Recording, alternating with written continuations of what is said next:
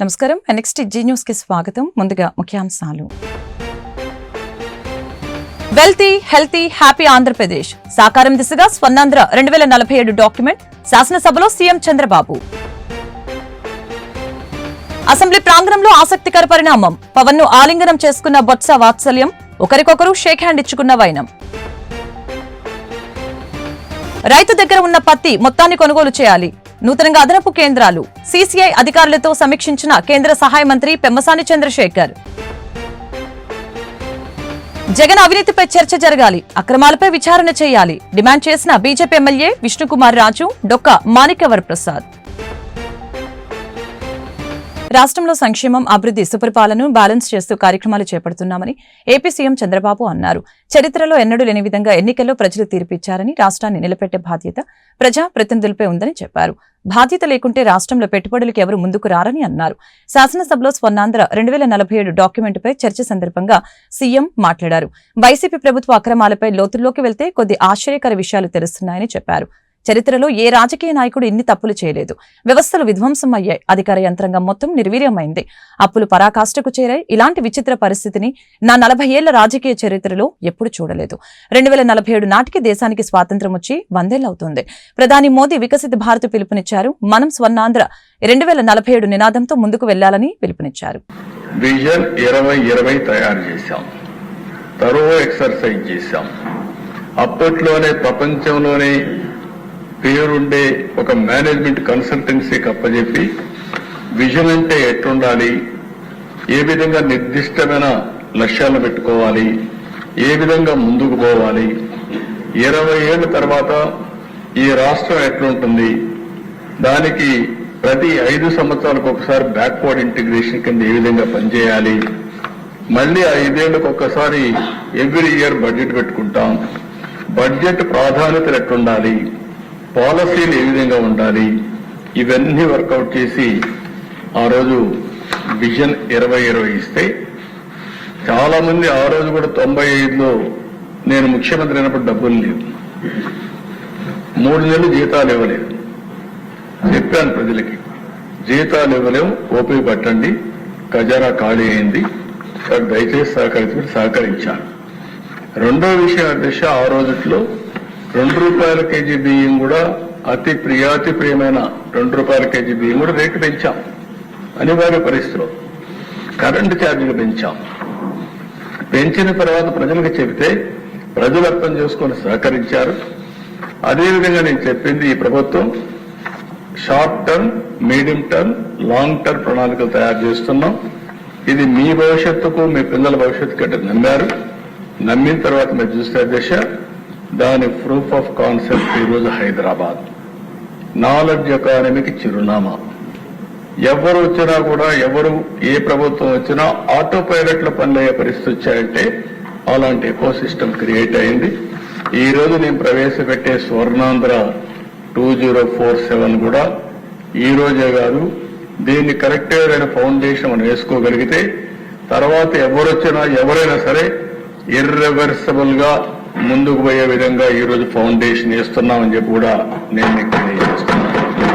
అయితే మరీ దుర్మార్గులు వస్తే మొన్న వచ్చినట్టు అమరావతిని విధ్వంసం చేసినట్టు, పోలవరాన్ని డయాఫామ్ వాలు మొత్తం గోదావరిలో కలిపేసినట్టు, లేకపోతే రేపు మనం కట్టిన తర్వాత కూడా ఇప్పుడు కూడా మీరు చెప్పారు, చాలా మంది బాగా ఆందోళన చెప్పారండి.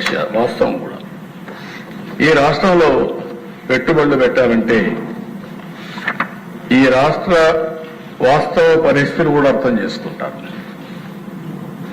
వాళ్ళకు సెక్యూరిటీ లేకపోతే రారు, భద్రత కావాలి. ఆ భద్రత ఇచ్చే బాధ్యత మేము తీసుకున్నా ఇక్కడ ప్రజలు కూడా ఆలోచించుకోవాల్సిన అవసరం ఉంది. ఈ రోజు రూలింగ్ పార్టీ గాని, అపోజిషన్ గాని, ఇక్కడుండే రాజకీయ నాయకులు గాని ప్రజల జీవన ప్రమాణాలను మెరుగుపరిచే ఉద్దేశంతో ఏపీ ప్రభుత్వం ప్రారంభించిన దీపం 2 పథకం లబ్దిదారుల సంఖ్య 3 వారాల్లోనే 50 లక్షల మైలురాయికి చేరుకోవడం గర్వకారణమని రాష్ట్ర పౌర సరఫరాల శాఖ మంత్రి నాదెండ్ల మనోహర్ తెలిపారు. శుక్రవారం విజయవాడ కృష్ణలంకలోని కోత మిషన్ రోడ్డు ప్రాంతంలో జరిగిన దీపం 2 ప్రత్యేక కార్యక్రమంలో మంత్రి పాల్గొని మాట్లాడారు. ఉచిత గ్యాస్ సిలిండర్ల పథకం రాష్ట్రంలో విజయవంతంగా అమలవుతుందని చెప్పారు. ఈ పథకంపై కావాలని కొందరు దుష్ప్రచారం చేస్తున్నారని మంత్రి ఆగ్రహం వ్యక్తం చేశారు. అనంతరం విజయవాడ తూర్పు నియోజకవర్గ శాసనసభ్యులు గద్దె రామ్మోహన్ రావు, పౌర సరఫరాల corporation VC MD G Veerapandian, జిల్లా ఇన్ఛార్జి కలెక్టర్ డాక్టర్ నిధి మీనా, విజయవాడ ఆర్డీఓ కె చైతన్య తదితరులతో కలిసి పథకం లబ్ధిదారులైన ఎం కోటేశ్వరమ్మ కుటుంబ సభ్యులతో ముచ్చటించారు. ప్రతి మహిళా కళ్ళల్లో ఒక సంతోషాన్ని నింపే విధంగా ప్రతి కుటుంబానికి ఒక మంచి కార్యక్రమం అందించాలనే ఉద్దేశంతో గౌరవ ముఖ్యమంత్రి గారు చంద్రబాబు నాయుడు గారు ఇచ్చాపురంలో లాంఛనంగా ప్రారంభించిన దీపం 2 పథకం 3 వారాల్లోనే అద్భుతంగా 50 లక్షల మైలురాయి ఈరోజు దాటుతున్నాం. సో ఆ సందర్భంగా ఎమ్మెల్యే గారి సమక్షంలో జిల్లా కలెక్టర్ గారు, మా సివిల్ సప్లైస్ కమిషనర్ గారి ఆధ్వర్యంలో ప్రతి ఇంటికి దీపం 2 పథకం కింద అందించే ఉచిత గ్యాస్ పథకం మహిళలకి ప్రత్యేకంగా గతంలో చంద్రబాబు నాయుడు గారు 1999లో దేశంలోనే మొట్టమొదటిసారి మహిళల ఆరోగ్య భద్రత గురించి ఆలోచించి ఖచ్చితంగా వాళ్ళకి మెరుగైన అవకాశాలు కల్పించాలి, కట్టెపోయలతో ఎవరు కూడా వండుకోకూడదు, ఆరోగ్య సమస్యలు వస్తాయనే ఆలోచనతో ఆ రోజున దీపం పథకం ప్రారంభించి రాష్ట్ర వ్యాప్తంగా ఉమ్మడి రాష్ట్రంలో తీసుకెళ్లారు.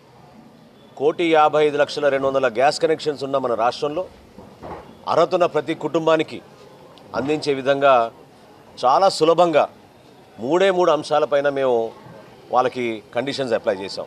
మొట్టమొదటిది మీకు గ్యాస్ కనెక్షన్ ఉండాలి, రెండోది మీకు ఆధార్ కార్డు ఉండాలి, మూడోది మీకు రైస్ కార్డు, రేషన్ కార్డు ఉండాలనే దానిపైన మాకున్న సమాచారాన్ని బట్టి ముందుకెళ్తా ఉన్నాం. కావాలని కొంతమంది దుష్ప్రచారం చేస్తున్నారు. నిన్న మొన్న మనం చూసాం, జగన్మోహన్ రెడ్డి గారు చాలా ఆశ్చర్యకరంగా 1,85,00,000 గ్యాస్ కనెక్షన్స్ ఉన్నాయన్నారు. మరి ఆయన 30 లక్షలు ఇంట్లో కూర్చుని బటన్ నొక్కాడో ఏంటో నాకు తెలియదు, కానీ అధికారికంగా 3 గ్యాస్ కంపెనీలు అందించిన సమాచారం మేరకు ఈ రోజున రాష్ట్రంలో 1,55,200,000 గ్యాస్ కనెక్షన్స్ ఉన్నాయి. అర్హత ఉన్న ప్రతి కుటుంబానికి అందించే విధంగా 894 కోట్ల రూపాయలు అడ్వాన్స్ రూపంలో ఆల్రెడీ రాష్ట్ర ప్రభుత్వం నుంచి ఈ 3 గ్యాస్ కంపెనీస్కి గౌరవ ముఖ్యమంత్రి గారి చేతుల మీదుగా అందించాం.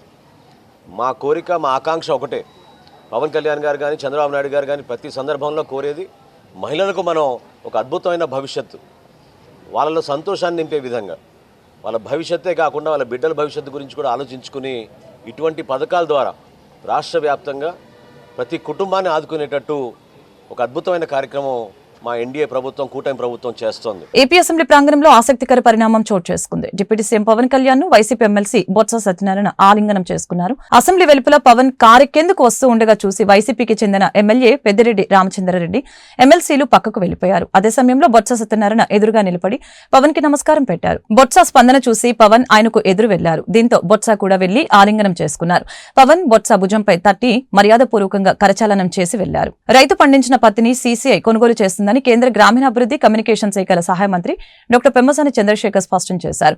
ఈ విషయంలో రైతులు ఆందోళన చెందవలసిన అవసరం లేదని చెప్పారు. పత్తి కొనుగోలు అనేది వ్యాపారం కాదని, రైతులను ఆదుకోవడానికి ప్రభుత్వం బాధ్యతగా ఏర్పాటు చేసిన కేంద్రమని తెలియజేశారు. పత్తి ఉత్పత్తి కొనుగోలుపై సీసీఐ అధికారులతో గ్రామీణాభివృద్ధి కమ్యూనికేషన్ శాఖల కేంద్ర సహాయ మంత్రి డాక్టర్ పెమ్మసాని మాట్లాడారు.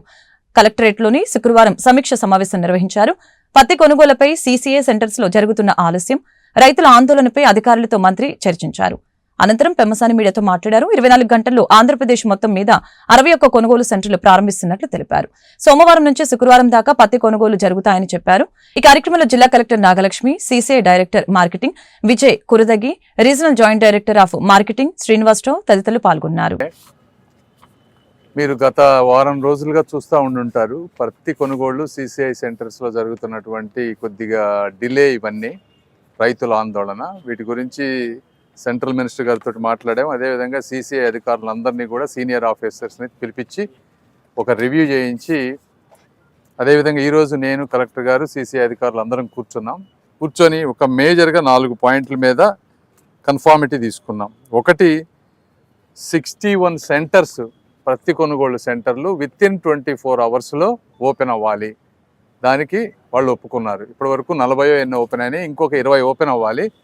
వాటికి ఫైర్ నామ్స్ లేవనో, లేకపోతే ఇంకోటి సమ్ రీజన్స్ వల్ల అవి ఓపెన్ అవ్వట్లేదన్నారు.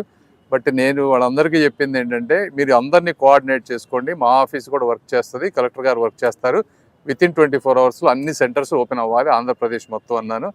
దానికి వాళ్ళు హామీ ఇచ్చారు. రెండోది, ఇప్పుడు ప్రతి మండే టు ఫ్రైడే మాత్రమే కొంటా ఉన్నారు. ఇక్కడ మోర్ దాన్ 60% ఫార్మర్స్ అందరూ కూడా టెనెంట్ ఫార్మర్స్, వాళ్ళు స్టోరేజ్ చేసుకోలేనటువంటి పరిస్థితి ఉంది కాబట్టి సాటర్డే కూడా కొనుగోలు చేయాలని చెప్పాం. దానికి కూడా వాళ్ళు అగ్రి అయ్యారు. తర్వాత మూడోది, ఈ పత్తి అయిపోయి కొన్న తర్వాత డాక్యుమెంటేషను, ఈ మనీ, వీటి గురించి వేలిముద్రలు అనేది సాయంత్రం 6 గంటల వరకు చేస్తూ ఉన్నారు. అయితే రైతులు ఫీల్డ్స్లో వర్క్ చేసి 6 గంటల కల్లా ఈ కేంద్రాలకు వెళ్ళలేనటువంటి పరిస్థితి ఉంది కాబట్టి దీన్ని 7:30 వరకు 7:30 వరకు ప్రొలాంగ్ చేయమని చెప్పాము. దానికి కూడా వాళ్ళందరూ అగ్రి అయ్యారు. నాలుగోది, పండిన ప్రతి ఎకరా కూడా అయిపోయే వరకు కంపల్సరీగా కొనాలి. అంటే మార్చి ఆఖరి వరకు కూడా ప్రతి రైతు పత్తి కొనాలి అని చెప్పాము. దానికి కూడా వాళ్ళు అగ్రి అయ్యారు. సో ఈ 4 పాయింట్స్. తర్వాత మాయిశ్చర్ కంటెంట్ అనేది ఒకటి ఉంది. ఆ మాయిశ్చర్ కంటెంట్ అనే దానికి రకరకాల కారణాలు ఉన్నాయి. ఎందుకంటే వాళ్ళు వర్కర్స్ ఈవినింగ్ రాకపోవటం కానీ, పొద్దున్నే రావటం, పొద్దున్నే పిక్ చేసినప్పుడు కొంత మాయిశ్చర్ కంటెంట్ ఉండటం, అదేవిధంగా వాళ్ళ బ్యాగ్స్ తెచ్చే విధానం, తొక్కి పెట్టే విధానంలో కొంత ఉంది. వాటన్నిటిని అన్ని విధాలుగా అర్థం చేసుకొని CCI అనేది 2 ప్రైమరీ పర్పస్ల గురించి ఉంది. ఒకటి, ఇట్లా మినిమం సపోర్ట్ ఉన్నప్పుడు వాళ్ళకు ఒక లైఫ్ లైన్ లాంటిది రైతులకి ఒకటి. రెండోది, ఇది లాభాపేక్షతో చేయడం. This is not a business. CCI is not a business, this is to support farmers. ఆ 2 ఆబ్జెక్టివ్స్ని మీరు ఎప్పుడు మర్చిపోవద్దు. రైతులను ఆదుకోవటానికి పుట్టినటువంటి ఈ CCIని ఆ పర్పస్ కింద పని చేయాలి అధికారులు అనే విధంగా మాట్లాడాము. అదేవిధంగా చంద్రబాబు నాయుడు గారికి కూడా ఈ రికమెండేషన్, ఆయన కూడా ఒక మంచి లెటర్ రాశారు అధికారులందరికీ. అందరినీ సెంట్రల్లో ఇక్కడ అందరినీ కోఆర్డినేట్ చేసుకొని ఎట్టి పరిస్థితుల్లో ఈ చుట్టుపక్కల రైతాంగానికి మేలు జరిగే విధంగా ఈ ప్రభుత్వం సహకరిస్తుంది. వైద్య రంగం చాలా వేగంగా అభివృద్ధి చెందుతుందని, ఆధునిక వ్యాధి నిర్ధారణ, చికిత్సా విధానాలని ఎప్పటికప్పుడు తెలుసుకోవాల్సిన అవసరం ఎంతైనా ఉందని ప్రముఖ సీనియర్ వైద్యులు, యువ వైద్యులకి సూచించారు. శుక్రవారం గుంటూరు వైద్య కళాశాలలో జింకానా ఆడిటోరియంలో IMA 66వ వార్షిక సదస్సు ఘనంగా ప్రారంభమైంది. సభకు scientific committee chairman doctor CH Visweswara Rao సారథ్యం వహించారు. IMA గుంటూరు శాఖ ఆధ్వర్యంలో 66వ వార్షికోత్సవ సదస్సు జరగడంపై పలువురు వైద్యులు సంతోషం వ్యక్తం చేశారు. అలాగనే వైద్య రంగంలో ఇప్పుడు పరిశోధన అవకాశాలు బాగా పెరిగాయని, యువ వైద్యులు వ్యాధుల నిర్ధారణ, చికిత్సా విధానాల పరిధిలలో భాగస్వాములు కావాలని తెలియజేశారు.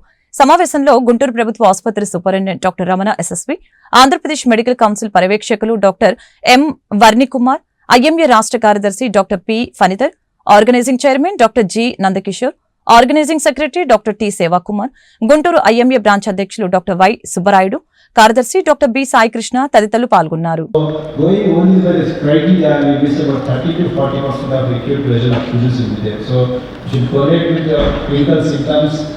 Cardiac enzymes and sometimes even echocardiography helps in case of looking for regional or in fact some communication related to the acute event. So repeat disease, as I said earlier, is very much important and programs might be required to. తుపాకీ misfire అయి AR constable ప్రాణాలు కోల్పోయారు. ఈ ఘటన గుంటూరులో శుక్రవారం చోటు చేసుకుంది. తుపాకీ మిస్ఫైర్ కావడంతో AR కానిస్టేబుల్ శ్రీనివాస్ తలలోకి బుల్లెట్ దూసుకువెళ్లింది. ఇది గమనించిన తోటి సిబ్బంది శ్రీనివాస్ ని గుంటూరు ప్రభుత్వ వైద్యశాలకు తరలించారు. అప్పటికే ప్రాణాలు కోల్పోయినట్లు వైద్యులు తెలిపారు. అవినీతి అక్రమాలపై వైసీపీ అధినేత జగన్ పేరు ఇప్పుడు విదేశాలకు ఎక్కిందని బీజేపీ శాసనసభ పక్షనేత విష్ణుకుమార్ రాజు విమర్శించారు. అవినీతి మూలాలన్నీ గత ప్రభుత్వం వైపు చూపిస్తున్నాయి. రిషికొండ, గంగవరం పోర్టుల్లోనూ పెద్ద ఎత్తున అక్రమాలు జరిగాయని ఆరోపించారు. జగన్ అక్రమాలపై దర్యాప్తు సంస్థతో విచారణ జరపాలని ఆయన డిమాండ్ చేశారు. అదేవిధంగా విద్యుత్ ఒప్పందాల్లో డబ్బు తీసుకున్నారని అభియోగాలు వచ్చాయని, గడిచిన 5 ఏళ్లలో జగన్ చేసిన కుంభకోణాలపై విచారణ జరపడానికి ఓ ప్రత్యేక మంత్రిత్వ శాఖను ఏర్పాటు చేయాలని అన్నారు. ఆయన అవినీతి అక్రమాలు రాష్ట్రం, దేశం పరిధి దాటి ఇప్పుడు విదేశాలకి పాకిందని మండిపడ్డారు. రాష్ట్ర ప్రజల ఖజానా నుంచి డబ్బు దుర్వినియోగం చేసి ప్యాలెస్ నిర్మించుకున్నారని దుయ్యపట్టారు. అమెరికా దర్యాప్తు సంస్థ ఫెడరల్ బ్యూరో ఆఫ్ ఇన్వెస్టిగేషన్ గతంలో జరిగిన అవినీతిని బయటపెట్టిందని అన్నారు. దీనిపై అన్ని చోట్ల చర్చ జరగాల్సిందేనని తెలిపారు. అంతకంట దారుణమేమన్నా ఉంటుందా? ఆయన సొంత డబ్బులతోటి, దోచుకున్న డబ్బులతోటి, వేలాది కోట్ల రూపాయలతోటి ప్యాలెస్లు కట్టుకునేవండి. ఎవరైనా కంప్లైంట్ ఇస్తే then we have to take action. But పేపర్లు కోడై పూస్తూ ప్రతి paper, English paper, Eenadu, Andhra Jyothi, అన్ని పేపర్లు కూడా, టైమ్స్ ఆఫ్ ఇండియా, ఇన్ని జరుగుతున్నప్పటికీ కూడా మౌనంగా ఉండటం అనేది నాట్ కరెక్ట్ అధ్యక్ష. డెఫినెట్ గా రాష్ట్ర ప్రభుత్వానికి కూడా బాధ్యత ఉంది. రాష్ట్ర ప్రభుత్వం దీనిపైన యాక్షన్ తీసుకోవాల్సిన అవసరం ఉంది. ఒక దర్యాప్తు సంస్థతోటి కూడా మనం తీసుకోకపోతే ఎక్కడైతే ఏదైతే అమెరికాలో ఉన్న సంస్థ మనం మాజీ ముఖ్యమంత్రి పేరు పెట్టారో, పేరు ఎత్తి నువ్వు ఫలానా చోట ఇచ్చావు, ఫలానా చోట నుంచి మాకు అన్ని ఇన్ఫర్మేషన్ ఉందని చెప్పి పేపర్స్ లో సవివరంగా రాసినప్పుడు కనీసం మాట కూడా మాట్లాడకుండా ఉంటే అంటే ఆంధ్ర రాష్ట్ర ప్రజలందరూ కూడా ఇంతేనేమో అని చెప్పి ఒక రాంగ్ ఫీలింగ్ వెళ్లే అవకాశాలు చాలా ఎక్కువ ఉన్నాయి అధ్యక్ష. కాబట్టి అధ్యక్ష, దయచేసి దీన్ని సీరియస్ గా తీసుకుని చర్చించవలసిన అవసరం ఉండాలి. చర్చించకపోతే ఇది చాలా భయంకరమైన వ్యాధి కింద జరుగుతుంది అధ్యక్ష. ఇదివరకు ఎప్పుడైతే ముఖ్యమంత్రి గారు we should not be silent, మనం మాట్లాడాలి అని చెప్పిన అలానే ఎయిడ్స్ అనే మహమ్మారి ఈ రాష్ట్రం నుంచే కాదు దేశం నుంచి కూడా బయటికి వెళ్ళింది అధ్యక్ష. అట్లాగే ఈ జగన్మోహన్ రెడ్డి గారు చేసిన దురాఘాతాలని మనం సైలెంట్ గా మౌనంగా ఉండటం కూడా అప్రాప్రియేట్ కాదు. కాబట్టి తమరు కూడా చెప్పవలసిన బాధ్యత ఉంది. మీరు సీట్లో కూర్చుంటే మాట్లాడకూడదని ఏమి లేదు అధ్యక్ష. పర్మిషన్ తీసుకునే హౌస్ పర్మిషన్ తప్పనిసరిగా అధ్యక్ష. మన రాష్ట్ర ప్రభుత్వ పేరు అట్లాగే రాష్ట్ర ప్రజల పేరు కూడా మనకి ఇంటర్నేషనల్ మార్కెట్ లో నాశనం అయిపోయింది అధ్యక్ష, ఇంటర్నేషనల్ గా గ్లోబల్ గా. కాబట్టి నిజాలు తేల్చవలసిన బాధ్యత కూడా మనం కూడా తీసుకోవాలని చెప్పి మీరందరికీ కూడా సవినయంగా మనవి చేసుకుంటూ సెలవు తీసుకుంటున్నాను అధ్యక్ష. ప్రతి ఒక్కరికి ఉచితంగా నాణ్యమైన వైద్యం అందించడమే కూటమి ప్రభుత్వ లక్ష్యమని కేంద్ర గ్రామీణాభివృద్ధి కమ్యూనికేషన్ శాఖల సహాయ మంత్రి డాక్టర్ పెమ్మసాని చంద్రశేఖర్ తెలిపారు. గుంటూరు ప్రభుత్వ ఆసుపత్రిపై ఒత్తిడి తగ్గించేందుకే అర్బన్ ప్రైమరీ హెల్త్ సెంటర్స్ ప్రారంభించామని చెప్పారు. ఈ ఆరోగ్య కేంద్రాలలో వైద్యానికి సంబంధించి అన్ని సౌకర్యాలు అందుబాటులో ఉన్నాయని చెప్పారు. బృందావన్ గార్డెన్స్ లోని urban primary health centre, Ayushman Bharat health and wellness centre ని కేంద్ర సహాయ మంత్రి శుక్రవారం పరిశీలించారు. ఈ సందర్భంగా ఆసుపత్రి వైద్యులు సిబ్బందితో ఆయన మాట్లాడారు. సిబ్బందితో మాట్లాడుతూ dressing and emergency room, pharmacy, veterinary, పురుషుల విభాగం, అడ్మినిస్ట్రేషన్ తదితర విభాగాల్ని పరిశీలించి మాట్లాడారు. వైద్యాధికారులతో మంత్రి మాట్లాడి హెల్త్ సెంటర్ నిర్వహణ విధి విధానాలు అడిగి తెలుసుకున్నారు. అలాగే ఆయన పేషెంట్లతో మాట్లాడి హెల్త్ సెంటర్లో ఉన్న సౌకర్యాలు, ఇబ్బందుల గురించి అడిగి తెలుసుకున్నారు. ఈ సందర్భంగా వైద్యుల ఫిర్యాదుపై మంత్రి స్పందించారు. గంజాయి బ్యాచి పరిసరాల్లో కనిపించకుండా చేయాలని పోలీసు అధికారుల్ని ఆదేశించారు. అనంతరం సమీపంలో ఉన్న రైతు బజార్కి కూడా మంత్రి పరిశీలనకు వెళ్లారు. చూస్తే గుంటూరు జనరల్ హాస్పిటల్ మీద విపరీతమైన ఒత్తిడి, 1000 అవుట్ పేషెంట్స్ లాగా ఉండటం, కంజెస్టెడ్ అవటం, అక్కడ చాలా ఇబ్బంది అవుతుంది. ఎందుకు ఇబ్బంది అవుతుంది, ఇంతమంది ఎందుకు అందరూ జీజీహెచ్కి వస్తున్నారు? మన దగ్గర ఈ అర్బన్ ప్రైమరీ హెల్త్ సెంటర్స్ ఉన్నప్పుడు కూడా ఎందుకు ఇది జరుగుతుందని చెప్పి ఒకసారి విజిట్ చేద్దామని వచ్చాము. వచ్చినప్పుడు డెఫినెట్గా చూస్తే చాలా బాగుంది. యాక్చువల్గా చాలా క్లీన్గా ఉంది, నీట్గా ఉంది. ఇక్కడ అన్ని బేసిక్ ల్యాబ్స్ అన్నీ ఉన్నాయి. ఇక్కడ లేనిది ఓన్లీ ఏంటంటే ఒక ఎక్స్రే లేదు, ఈసీజీ ఉన్నాయి, బ్లడ్ టెస్టులు కానీ, కిడ్నీ టెస్టులు కానీ, లివర్ టెస్టులు కానీ, ఆఖరికి అల్ట్రాసౌండ్ కూడా ఉంది ఇక్కడ. సో ఒకటి. రెండోది, ఇక్కడ అన్ని రకాల వ్యాక్సినేషన్స్ అన్నీ జరుగుతూ ఉన్నాయి, అందరికి కావాల్సినవన్నీ. తర్వాత బేసిక్ వూండ్ కేర్ కానీ ఏమన్నా కూడా అన్నీ దొరుకుతూ ఉన్నాయి. ఇక్కడ మనకు కావాల్సినవి వీళ్ళతోటి మాట్లాడిన తర్వాత స్పెషలిస్టులు రావాలి. ఇక్కడ వారానికి ఒకరోజు సూపరింటెండెంట్ గారు ఒక ఆర్థోపెడిక్స్, ఒక ఓబీజీవైన్, ఒక పిడియాట్రిషియన్, ఒక జనరల్ మెడిసిన్, ఈ నలుగురిని ఒక్కొక్క రోజు ఇక్కడికి పంపిస్తే చుట్టుపక్కల ఉన్న పేషెంట్లకు కూడా కాన్ఫిడెన్స్ వస్తుంది. రెండోది, ఇక్కడ డిజిటల్ ఎక్స్రే మిషన్ ఒకటి ఏ విధంగా తీసుకురావాలి, ఈ ఒక్క అర్బన్ సెంటర్లో కాదు అన్ని అర్బన్ సెంటర్లో ఎక్స్రే మిషన్స్ తక్కువ ఉన్నాయి కాబట్టి వాటిని ఏ విధంగా తీసుకురావాలి. తర్వాత ఇక్కడ వర్క్ చేసే వాళ్ళందరూ కొన్ని కంప్లైంట్ చేశారు, నైట్ టైం సెక్యూరిటీ లేదు అనేది. సో దాన్ని కొంచెం సెంట్రల్ గవర్నమెంట్లో night time both security plus watchmen రెండింటికి ఉపయోగపడే విధంగా ఏమైనా రిక్రూట్ చేయగలమా అని అది నేను టేకప్ చేస్తాను సెంట్రల్ గవర్నమెంట్ నుంచి. అది ఇక్కడ కాంపౌండ్ వాళ్ళు ఇట్లా చిన్న చిన్న ఇష్యూస్ ఉన్నాయి. కాంట్రాక్టర్ గారిది ఆల్రెడీ అలాట్ అయింది, అది ఇంకా స్టార్ట్ అవ్వలేదు. ఆయన 15 రోజుల్లో కంప్లీట్ చేసి ఇస్తానని హామీ ఇచ్చారు మాకు. సో అవి ఇట్లా చిన్న చిన్న అన్నీ చేసుకుంటూ వస్తూ ఉన్నాం. మిగిలినవి కూడా ప్రైమరీ హెల్త్ సెంటర్స్ విలేజెస్లో కూడా విజిట్ చేసి అక్కడ ఏమి ఫెసిలిటీస్ ఇబ్బంది ఉన్నాయి వీటన్నిటిని కోఆర్డినేట్ చేసుకొని సూపరింటెండెంట్ గారు మేము ఈ చుట్టుపక్కల ప్రాంతం మొత్తానికి కూడా ఒక సిస్టమేటిక్గా ఓన్లీ సీరియస్ ప్రాబ్లమ్స్ ఉన్నవాళ్ళు జీజీహెచ్కి వెళ్ళే విధంగా, చిన్న చిన్న జ్వరాలు ఇట్లాంటి డయేరియా ఉన్న వాళ్ళందరినీ ఇక్కడ ట్రీట్ చేసే విధంగా, ఎందుకంటే ఇక్కడ 5-6 బెడ్స్ మంచి బెడ్స్ ఉన్నాయి. ఇప్పటికే శాసనసభలో ఆమోదం పొందిన 8 కీలక బిల్లులకి శుక్రవారం శాసన మండలి ఆమోదం తెలిపింది. విజయనగరం జిల్లాలోని భోగాపురం అంతర్జాతీయ విమానాశ్రయానికి అల్లూరి సీతారామరాజు పేరు పెట్టాలని కేంద్ర పౌర విమానయాన శాఖను కోరుతూ మండలి తీర్మానం చేసింది. మండలిలో ఆమోదం పొందిన బిల్లులవే చెత్త పన్ను విధిస్తూ గత ప్రభుత్వం చేసిన చట్టాన్ని శాసన మండలి రద్దు చేసింది. లోకాయుక్త సవరణ బిల్లు 2024కి శాసనమండలి ఆమోదం తెలిపింది. గూడ్స్ అండ్ సర్వీసెస్ సవరణ బిల్లు 2024కి శాసనమండలి ఆమోదించింది. ఏపీలో సహజవాయు వినియోగంపై జీఎస్టీ పన్నును తగ్గిస్తూ జీఎస్టీ సవరణ బిల్లుకి మండలి ఆమోదం తెలిపింది. ఏపీ హిందూ ధార్మిక మత సంస్థలు దేవాదాయ చట్ట సవరణ బిల్లుకి శాసనమండలి ఆమోదించింది. ఏపీ మౌలిక సదుపాయాల న్యాయపరమైన పారదర్శకత జ్యుడిషియల్ రివ్యూ రద్దు బిల్లుని ఏపీ మౌలిక సదుపాయాలు న్యాయపరమైన పారదర్శకత జ్యుడిషియల్ ప్రివ్యూ రద్దు బిల్లుకి ఆమోదం తెలిపింది. ఏపీ ల్యాండ్ గ్రాబింగ్ యాక్ట్ 2024 రద్దుకి శాసనమండలి ఆమోదం తెలిపింది. పీడీ యాక్ట్ సవరణ బిల్లు 2024కి ఆమోదం తెలిపింది. కీలక బిల్లులకి ఆమోదం తెలిపిన అనంతరం శాసనమండలి నిరవధిక వాయిదా వేసింది. 16వ శాసనసభ రెండో సమావేశాలు ముగింపుకు వచ్చాయి. ఈ 10 రోజుల సమావేశాల్లో శాసనసభ 10 రోజుల పాటు 59 గంటల 55 నిమిషాల పాటు సమావేశం అయింది. మంత్రులు 75 నక్షత్ర గుర్తు ప్రశ్నలకు మౌలికంగా జవాబిచ్చారు.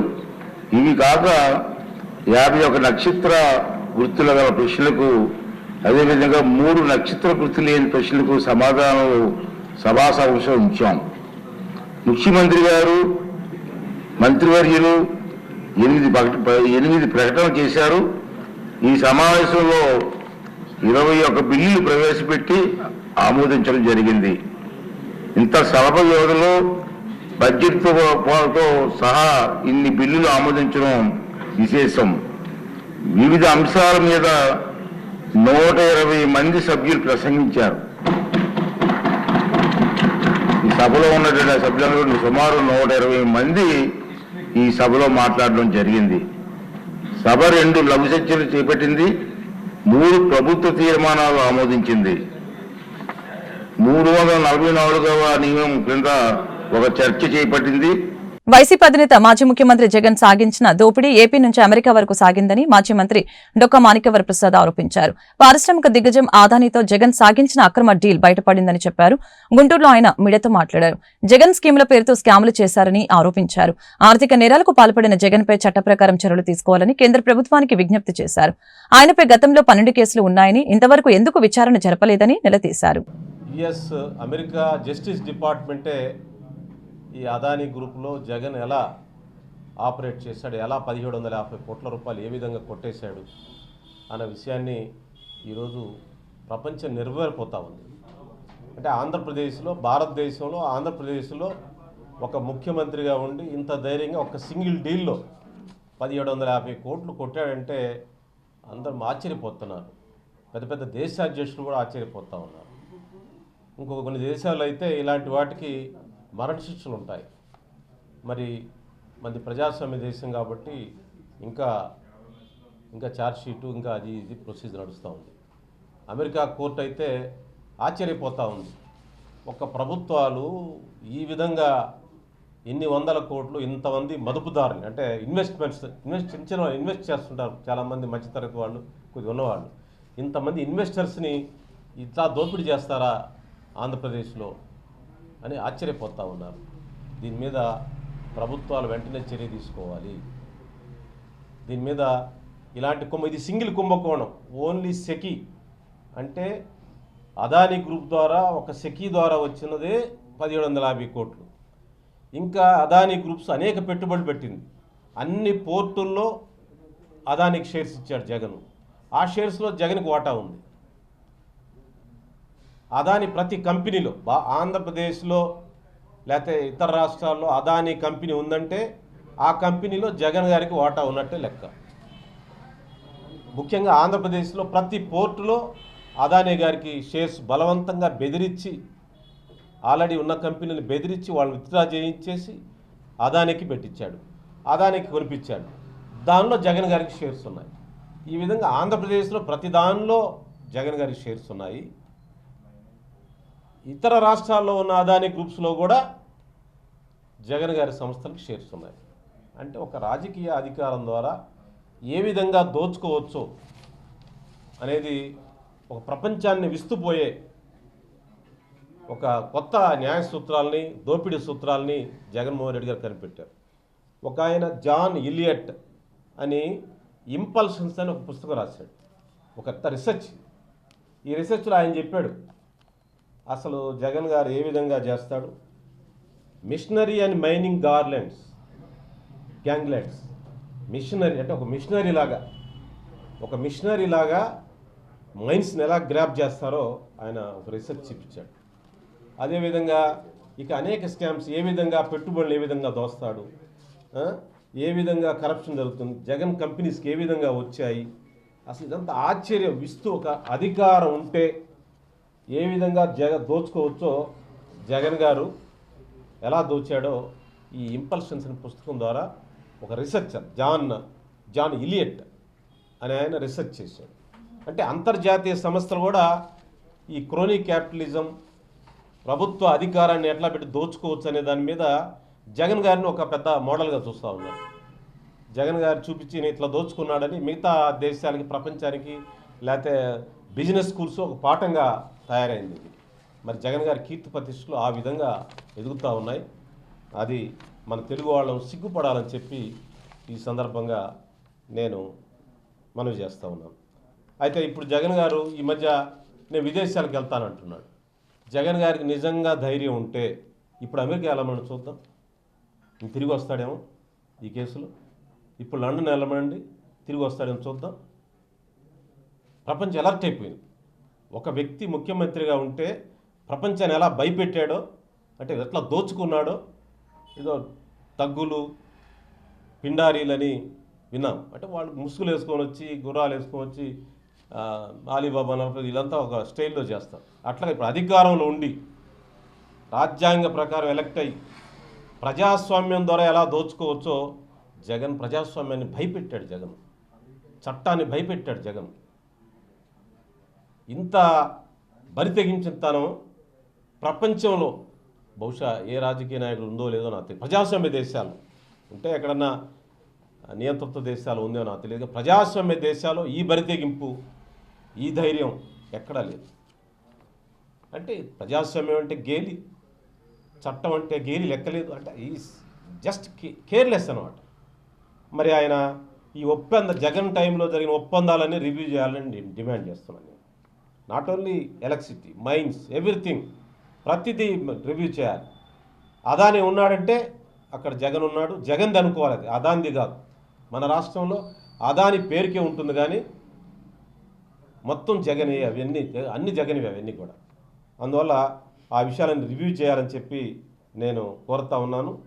మన ఆంధ్రప్రదేశ్ కుంభకోణాల చరిత్రని అంతర్జాతీయ స్థాయి తీసుకెళ్ళినందుకు రాష్ట్ర అసెంబ్లీలో జగన్ గారికి సన్మానం చేయమని చెప్పి నేను అసెంబ్లీకి స్పీకర్ గారికి విజ్ఞప్తి చేస్తాను. మన రాష్ట్ర పరువు తీసి మనల్ని గేలి చేసి ప్రజాస్వామ్యాన్ని ఆటబట్టించిన జగన్మోహన్ రెడ్డి గారికి మరి ప్రజాస్వామ్యం ఇలా దుర్మార్గం చేయొచ్చా, ఇలా దోచుకోవచ్చా అని చేసినందుకు ప్రపంచ రీసెర్చ్లు కూడా, యూనివర్సిటీలు కూడా భయపడుతున్నాయి. ఆ క్రోనీ క్యాపిటలిజం తారాస్థాయిలో చేసిన జగన్మోహన్ రెడ్డి గారి దోపిడీని ఒకసారి అసెంబ్లీకి పిలిపించి ఆయన సత్కారం చేయమని అసెంబ్లీ సభ్యుల్ని కోరుతా ఉన్నాను. అదేవిధంగా ప్రజాస్వామ్యాన్ని జగన్ ఛాలెంజ్ చేస్తూ ఉన్నాడు. చట్టాన్ని జగన్ గారు ఛాలెంజ్ చేస్తూ ఉన్నారు.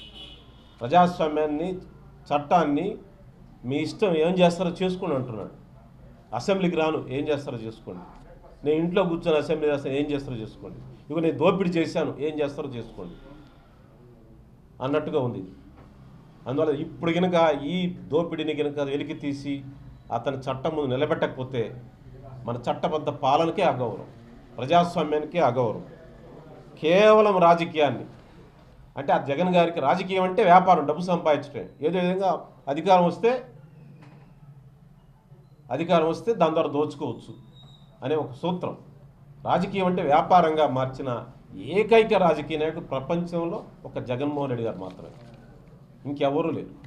మరి ఆ స్థాయిలో ఆయన ఏం చేస్తాడు? అధికారం ఉన్నప్పుడు మజ్జిగేమో ప్రజలకు పంచుతాడు, మేగడేమో తన ఇంటికి తీసుకెళ్తాడు. దోపిడీ అదనమాట. ప్రజలకి ఏంది, నేను మజ్జిగ ఇచ్చా కదా, అందరికి మజ్జిగ పోసా కదా అంటాడు. మజ్జిగేమో ప్రజలకి, మేగడేమో తన ఇంటికి.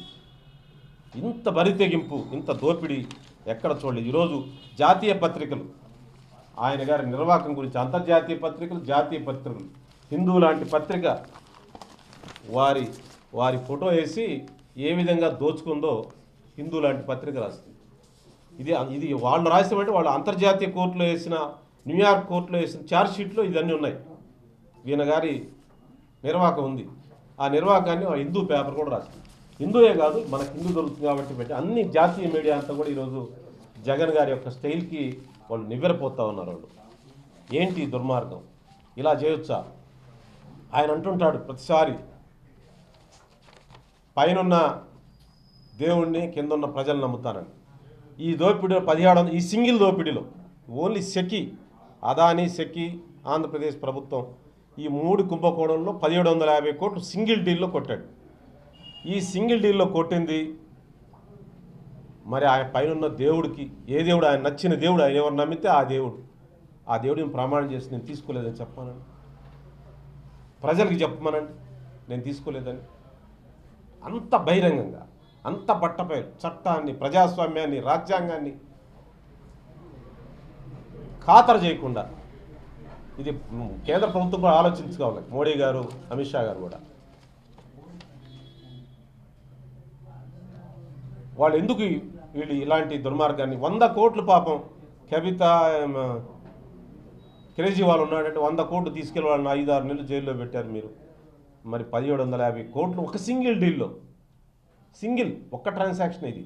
ఇలాంటివి చాలా ఉన్నాయి. ఇన్ని వేల కోట్లు దోస్తే అతని ధైర్యం ఏంటి? ఎవరో దీని వెనక కేంద్రంలో అధికారులు ఎవరో ఉన్నారు. గుంటూరు నగరపాలక సంస్థ పరిధిలోని అరండలపేట నుంచి కొత్తపేట, నెహ్రూ నగర్ వైపు వెళ్లే ప్రధాన మార్గం 3 వంతెనల వద్ద నూతనంగా రైల్వే ట్రాక్ ఏర్పాటుకి సంబంధించి పనులు ప్రారంభం కానున్నాయి. ఈ నేపథ్యంలో ఈ నెల 25వ తేదీ నుంచి 2 నెలల పాటు ఈ మార్గం రాకపోకలు నిలిపివేస్తున్నట్లు గుంటూరు నగర కమిషనర్ పులి శ్రీనివాసులు తెలిపారు. గురువారం జీఎంసీ కౌన్సిల్ మీటింగ్ హాల్లో రైల్వే, ట్రాఫిక్, ఆర్ఎన్బి అధికారులతో నగర కమిషనర్ సమావేశం నిర్వహించారు. ఈ మేరకు పులి శ్రీనివాసులు మాట్లాడారు. నూతన రైల్వే ట్రాక్ ఎక్స్టెన్షన్ ఉన్నందువలన ఈ మార్గం 2 నెలల పాటు అందుబాటులో ఉండదని చెప్పారు. ప్రజలు నెహ్రూ నగర్ గేటు, శంకర్ విలాస్ వంతెనపై నుంచి కొత్తపేట వెళ్లాలని చెప్పారు. సమావేశంలో GMC SE Nagamalleswararao, CP Rambabu, RNB DE Chinnaiah, పశ్చిమ traffic CI Singaiah, railway ADN Jaganmohan Rao తదితరులు పాల్గొన్నారు. వర్ధమాన నటుడు అశోక్ గల్లా నటించిన దేవకీనందన వాసుదేవ సినిమా రాష్ట్ర వ్యాప్తంగా శుక్రవారం విడుదలైంది. సందర్భంగా గుంటూరు హరిహర మహల్లో ఈ చిత్రం విడుదల సందర్భంగా తిరువీధి హరికృష్ణ యువత ఆధ్వర్యంలో విజయోత్సవ కేక్ కటింగ్ కార్యక్రమం జరిగింది. ఈ కార్యక్రమానికి ముఖ్య అతిథులుగా AP industrial development corporation chairman Degala Prabhakar, TDP నాయకులు చిట్టిబాబు పాల్గొన్నారు. ఈ సందర్భంగా వారు మీడియాతో మాట్లాడారు. నటశేఖర కృష్ణ వారసత్వాన్ని యువ హీరో అశోక్ గల్లా కొనసాగించాలని అన్నారు.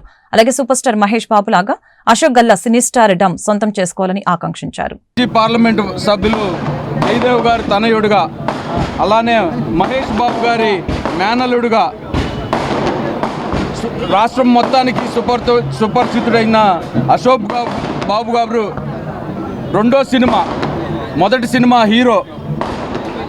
సినిమా పరంగా అతని నటన పరంగా సూపర్ సక్సెస్ అయింది.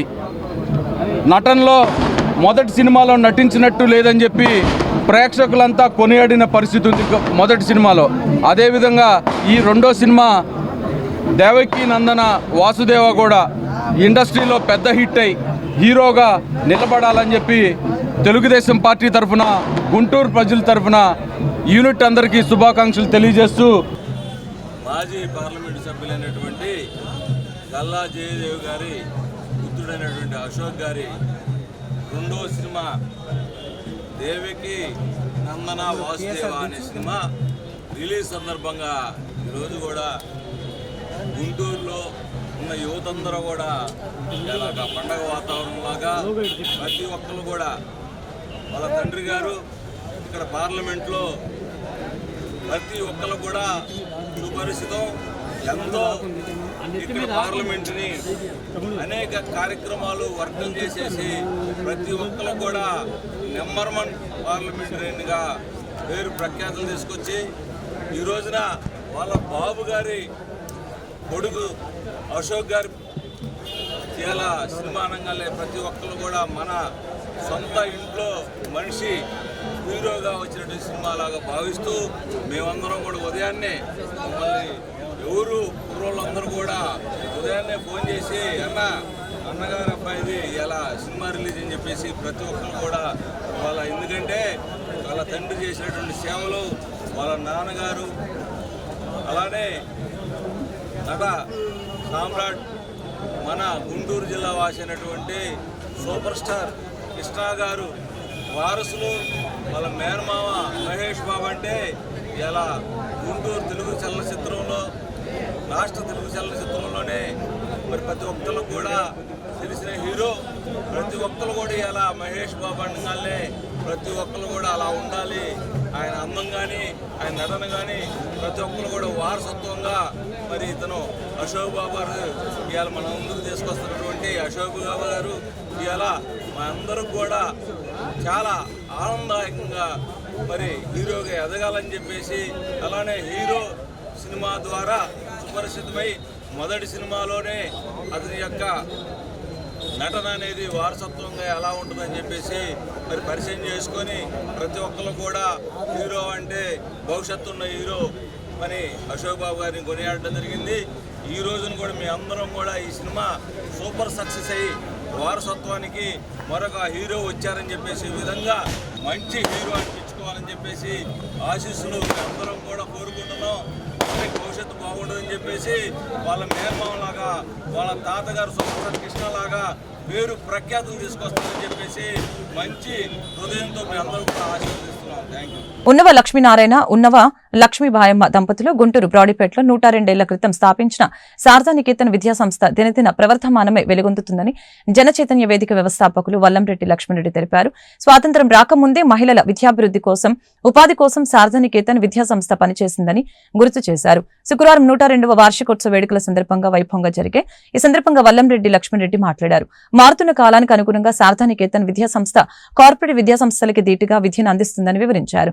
ఈ కార్యక్రమంలో శారదానికేతన్ ప్రిన్సిపల్ డాక్టర్ పి కోటిరత్నం, మాజీ ప్రిన్సిపల్ రంగనాయకి, ఏవో టి శ్రీనివాసరావు, పూర్వ ఏవో జి శ్రీనివాసరావు తదితరులు పాల్గొన్నారు. చారిత్రాత్మక విద్యా సంస్థ శారదానికేతన్ స్వాతంత్ర సమరయోధులు ఉన్నవ లక్ష్మీనారాయణ గారు, ఉన్నవ లక్ష్మీబాయం గారు 1922లో మహిళలు చదువుకోవాలి, బాలికలకు విద్య అందించాలి, వారికి హాస్టల్ వసతితో కూడిన ఒక విద్యాలయం ఉండాలని చెప్పిన కోరికతో శారదానికేతన్ని 1922లో ప్రారంభించారు. ఈ సంస్థ 10 మందితో ప్రారంభమైన ఈ సంస్థ ఈరోజు దాదాపు 400 మంది విద్యార్థులతో విరాజిల్లుతూ ఉంది. మహాత్మా గాంధీజీ శారదానికేతన్కి వచ్చి 2 రోజులు గడిపిన సందర్భం. శారదానికేతన్ వార్షికోత్సవ సభలకి వివి గిరి లాంటి వారు, శ్రీ రాజగోపాలాచార్య లాంటి వారు మహనీయులు హాజరైన పరిస్థితి. ఈరోజు మనం 102వ వార్షికోత్సవాన్ని జరుపుకుంటున్నాం. శారదానికేతన్ అభివృద్ధి చేసిన ప్రిన్సిపాల్స్, వార్డెన్స్, ఇక్కడ పనిచేస్తున్న ఇతర సిబ్బంది కూడా ఈరోజు ఈ సమావేశానికి హాజరయ్యారు. శారదానికేతన్ని మరింత అభివృద్ధి చేసుకోవాల్సిన బాధ్యత మనందరి మీద ఉంది. ఈ శారదానికేతన్కి ఎక్కువ మంది బలహీన వర్గాలు, దళితులు, గిరిజనులు, ముస్లిమ్స్, అతి వెనుకబడిన వాళ్ళు, అతి పేదలు హాజరవుతున్న పరిస్థితి. వారిని అభివృద్ధి పదంలో ముందుకు తీసుకెళ్లాలంటే శారదానికేతన్ని మరింత అభివృద్ధి చేసుకోవాల్సిన అవసరం ఉంది. ఈ శారదానికేతన్ స్థాపించి 102 సంవత్సరాలైన సందర్భంగా ఆనాడు స్వతంత్ర సంగ్రామంలో గుంటూరు పట్టణం తరపున ఉన్నవ లక్ష్మీబాయం గారు, లక్ష్మీనారాయణ గారు ఎంతో వారి జీవితాన్ని త్యాగం చేసి అనాథలను అక్కువ చేసుకొని మహిళలు చదువుకుంటేనే వారి యొక్క వృద్ధి నెలకొల్తుందనే ఉద్దేశంతో ఆనాడు ఉన్న సంఘ దురాచారాలను ఎదిరించి వితంతువులను అక్కువ చేసుకొని వారికి విద్య నేర్పించి ఉపాధి అవకాశాలు కలగాలనే ఉద్దేశంతో ఈ సంస్థను స్థాపించి నిర్విరామంగా ఇప్పటికి 102 సంవత్సరాలైంది. వారి యొక్క ఆశయాల్ని తూచా తప్పకుండా అమలు చేస్తూ దినదిన ప్రవర్తనం కలిగి ఈరోజు కార్పొరేట్ స్థాయిలో ఉన్న స్కూళ్ళకి కన్నా కూడా భిన్నంగా ఇక్కడ విద్యను అభ్యసించడమే కాకుండా సంస్కృతి సంప్రదాయాలకి నిలయముగా ఇక్కడ తెలుగు, సంస్కృతం భాషని పరిరక్షించడం జరుగుతుందని శ్రీ శారదానికేతనాన్ని ఉన్నవ దంపతులు స్థాపించారు. ఆ వివరాలన్నీ ప్రస్తుతం ఈవోలు చెప్పారు.